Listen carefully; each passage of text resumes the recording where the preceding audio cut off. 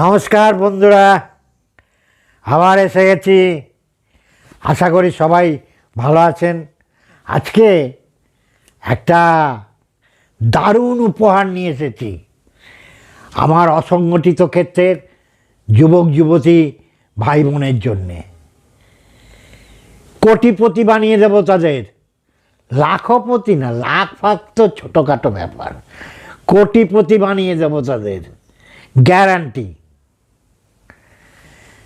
मैं सुजोयदे বলছি, কোনো ম্যাজিক না, লটারির টিকিট না, অঙ্ক কষে কোটিপতি বানাবো, প্রমাণ করে দেব আপনি কোটিপতি হবেন। কথা না বাড়িয়ে শুরু করে দেওয়া যাক অঙ্ক টঙ্ক। আপনার আয় মোটামুটি মাসে 20,000-এর কাছে পিঠে হবে।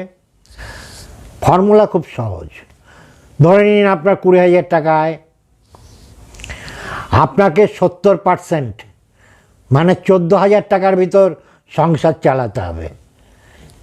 By hook or by crook, যেমন করে হোক আধপেটা খেয়ে থাকলেও 14,000 টাকায় আপনার সংসার চালাতে হবে। রোজ সপ্তাহে খাসির মাংস খাবো, মাসে একদিন এ করব ও করবো, একটু বিরিয়ানি এনে খাই, একটু ডোমিনোজের খাবার এনে খাই, একটু KFCর খাবার এনে খাই, এসব সকাল বন্ধ রাখতে হবে। সহজ সরল, আমাদের বাবা মাদের জীবন আজ থেকে 60-70 বছর আগের মানুষ যেভাবে বেঁচে থাকতো সেভাবে বেঁচে থাকতে হবে। হঠাৎ শখ হলো একটা বড় মোবাইল কিনে ফেলি, এসব শখ করা যাবে না। 20,000-এর 70% হচ্ছে 14,000। 14,000-এ আপনার ভাগ ভাগ করে টাকা রাখতে হবে। চালের জন্য এতটা, গ্যাসের জন্য এতটা, দৈনন্দিন বাজারের জন্য এতটা, আর আপৎকালীন অসুখ বিসুখের জন্য এতটা, ইলেকট্রিক বিলের জন্য এতটা। এইভাবে 5-7 ভাগে টাকাটা, আগে 14,000 টাকাটা এরকম 8-10টা খামে ভাগ করে নিন। তার বাইরে যাওয়া যাবে না, ঠিক আছে? তাহলে আপনার হাতে সঞ্চয় হিসেবে মাসে কত সঞ্চয় থাকলো? 6,000 টাকা। এই টাকাটা হাতে থাকলে তো টাকা বাড়বে না। এইটাই তো আমাদের আসল খেলা। এই টাকা দিয়েই আমরা কোটিপতি হব। হাসি পাচ্ছে, শোনেন আগে। আরে কি বলছেন, শেয়ার মার্কেটে? আরে না না, আপনাকে শেয়ার মার্কেটে যেতে হবে না। আপনি শেয়ার মার্কেটে কি বুঝবেন, আর ওই টাকা দিয়ে কি শেয়ার কিনবেন? সব করতে হবে না। আপনাকে করতে হবে কি, 6,000-এর ভিতর 4,000 টাকা আপনাকে, আপনি জানেন না যে সরাসরি শেয়ারের লগ্নি এক জিনিস, আর একটা ইনডিরেক্ট ওয়েতে শেয়ারে ইনভেস্টমেন্ট করা যায়, তাকে বলা হয় মিউচুয়াল ফান্ড স্কিম। সেখানে ঝুঁকি থাকে, কিন্তু দীর্ঘমেয়াদে ঝুঁকিটাকে মোটামুটিভাবে এলিমিনেট করে ফেলা যায়, ঝুঁকিটাকে ঠেকানো যায়। তার কারণ মিউচুয়াল ফান্ডের ফাংশনটা একটু বুঝে নিন।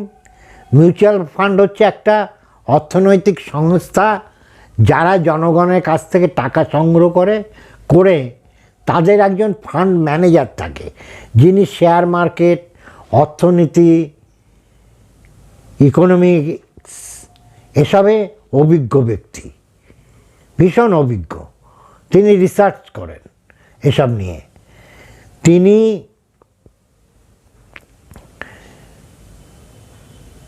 এবার আমাদের কাছ থেকে যে টাকাটা সংগ্রহ করলেন, আপনি 4,000, আমি 2,000, ও 1,000, ও 500, এভাবে প্রতি মাসে টাকাটা নিচ্ছেন।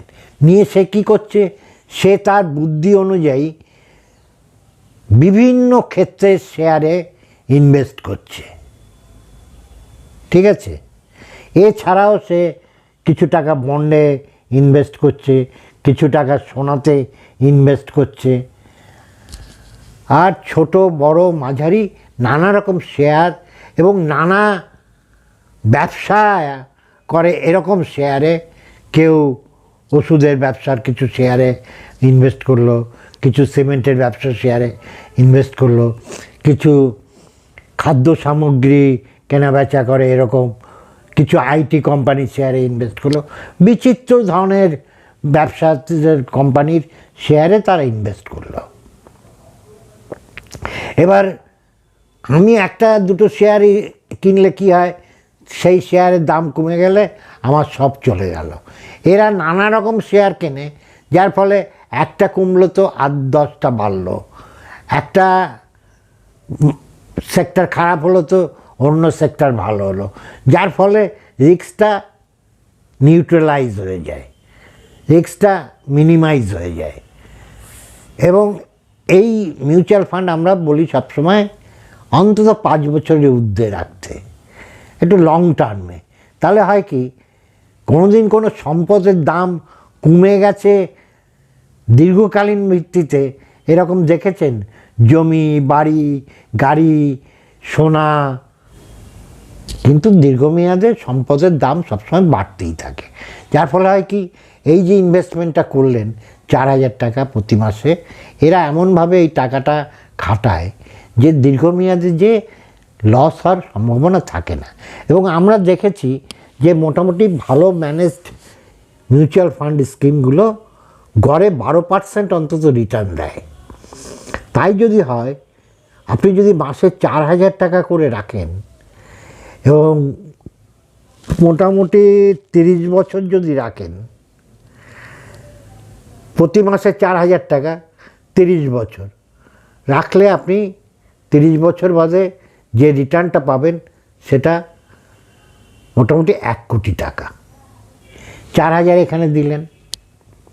আর একটা কি, আপনার তো কিছুই নেই, নেই পেনশন, নেই প্রভিডেন্ট ফান্ড, সরকারি নিরাপত্তা ব্যবস্থা কিছু নেই, রাষ্ট্র নির্বিকার,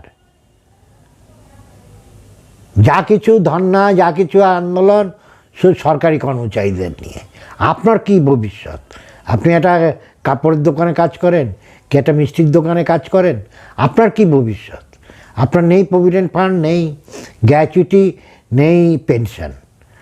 আপনি যদি আজকে না হোক 2 বছর বাদে মারা যান, আপনার পরিবারের ছেলে, 2টো বাচ্চা কি একটা বাচ্চা, স্ত্রীর কি ভবিষ্যৎ হবে?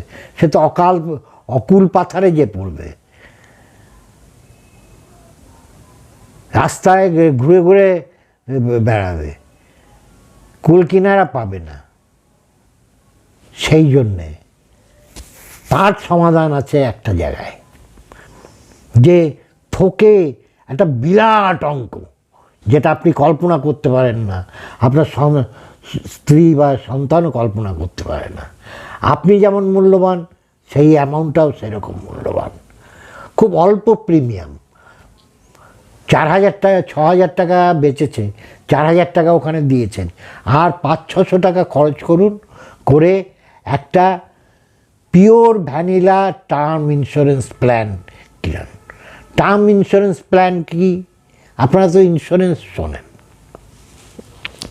ইন্স্যুরেন্স বলতে আমরা যেটা বুঝি যে 1 লাখ 2 লাখ টাকা ইন্স্যুরেন্স করলাম, তার জন্য 4,000 5,000 টাকা প্রিমিয়াম দিতে হবে, এসব খুব এন্ডোমেন্ট পলিসি টলিসি, এইসব money back policy, endowment policy, হ্যাঁ, লাইফ পলিসি, এর কথা আমি বলছি না। এই ইন্স্যুরেন্স এটা না। আমি যে ইন্স্যুরেন্সটা বলছি এর প্রিমিয়াম খুব কম। এটাই হচ্ছে আসল ইন্স্যুরেন্স। লাইফ ইন্স্যুরেন্স বলতে এই ইন্স্যুরেন্সটাকেই বোঝায়, ওগুলো ইনভেস্টমেন্ট ওরিয়েন্টেড।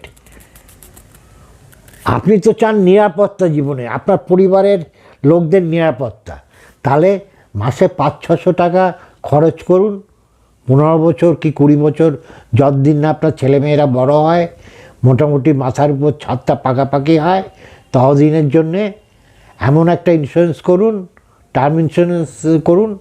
মাসে 500 থেকে 700 টাকা ইন্স্যুরেন্স প্রিমিয়াম, আপনি 20 থেকে 30 লক্ষ টাকা প্রিমিয়াম সাম অ্যাসিওর্ড পাবেন। আপনি মারা গেলে আপনার বউ বাচ্চাকে বলুন, তা বলবে ও টাকা জলে যায় যাক, তুমি বেঁচে থাকো।